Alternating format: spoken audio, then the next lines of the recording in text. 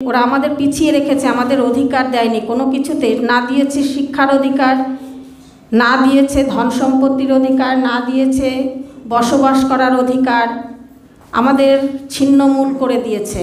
আমাদেরই ভারতবর্ষে আমরা ছিন্নমূল। তাই বাবা সাহেব কিন্তু তাই নিয়ে লড়াই করেছিলেন।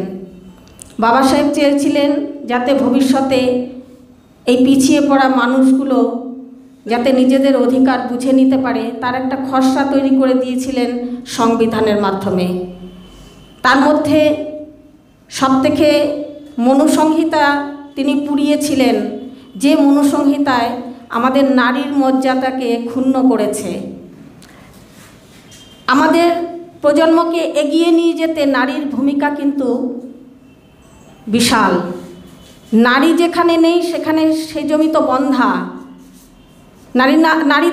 নারী না থাকলে উদ্ভব কে করবে, ফসল কারা ফলাবে? কিন্তু তাই বলে নারীকে শস্যক্ষেত্র বলবো বা নারীকে নরকের দ্বার বলবো? মনুসংহিতায় বলেছে নারী নরকের দ্বার।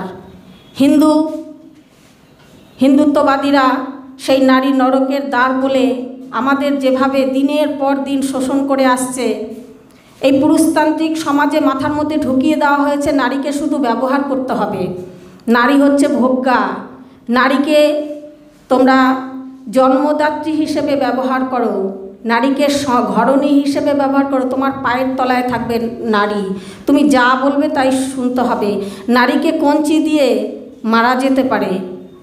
এই ধরনের কথা মনুসংহিতায় লেখা আছেই বলে কিন্তু আমাদের পুরুষতান্ত্রিক সমাজ সাহস পেয়েছে যে নারীকে অত্যাচার করা যায়। তো এই নারীকে অত্যাচার করা যায় তার মানে পুরুষের মধ্যে গেঁথে আছে।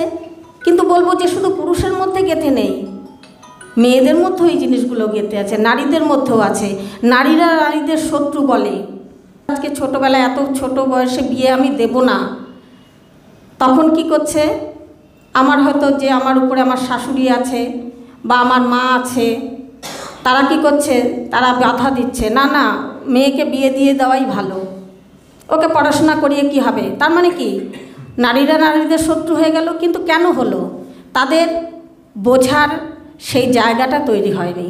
এটা নারীদের দোষ না, নারীদেরকে এইভাবে তৈরি করে রাখা হয়েছে। আমরা সমাজ থেকে শিখি, আমরা পরিবেশ থেকে শিখি সব কিছু। আজকে আমি যা করছি আমার দেখা দেখি আমার পরবর্তী প্রজন্ম করবে। তো এই প্রজন্মকে যদি আমাদের সুশিক্ষিত করতে হয় তাহলে আমাদের মায়েদের আগে সুশিক্ষিত হতে হবে। স্বাধীনভাবে করার অধিকার কি আমাদের আছে? নেই। আমাদের উপরে যারা আছে তাদের মত মতন চলতে হয়, তাদের কাছে কোথাও যেতে গেলে কোনো কিছু করতে গেলে তাদের পারমিশন নিতে হয়। আমাদের নিজস্ব স্বকীয়তা নেই। স্ত্রীলোক বাল্যে পিতার বশ্যতায় থাকবে, যৌবনে স্বামীর অধীনে থাকবে, স্বামী প্রেতলোক প্রাপ্ত হলে পুত্রের অধীনে থাকবে। কোনো পরিস্থিতিতেই নারী স্বাধীন হবে না।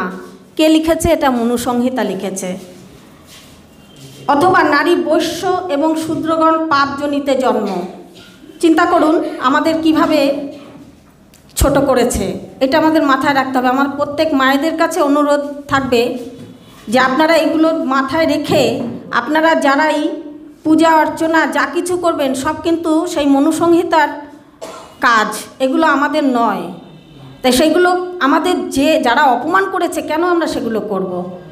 বলেছে নারী বৈশ্য এবং শূদ্রগণ পাপজনিত জন্ম। কেন আমরা পাপজনিত জন্ম? পাপজনিত যদি জন্ম হয় তাহলে তো সবাই পাপজনিত জন্ম।